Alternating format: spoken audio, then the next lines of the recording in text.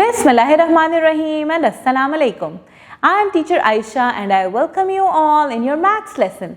और जैसा कि आप जानते हैं कि हम कर रहे हैं अपनी मैथ्स की बुक 4+ years. आज के नंबर्स हैं हमारे 45 से 50 तक. जी, आज हम सीखेंगे काउंटिंग नेक्स्ट 5 नंबर्स की 45 से 50. जल्दी से चलते हैं अपने बुक के पेज की तरफ. तो ये है हमारी बुक का page. It is saying 46 to 50. Count, trace and write the numbers from 46 to 50. 10, 20, 30, 40 and 6. 46, 10, 20, 30, 40 and 7. 47, 10, 20, 30, 40 and 8.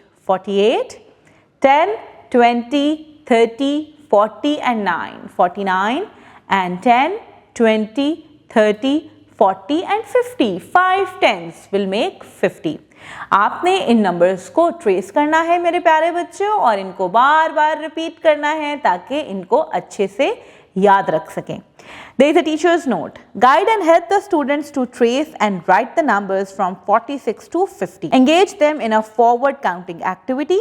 Give each student number card and ask them to count aloud while placing the cards in order from 46 to 50. तो मेरे प्यारे बच्चों, ये था हमारा आज का lesson. हम दोबारा मिलेंगे एक नए लेसन के साथ और एक नए नंबर के साथ.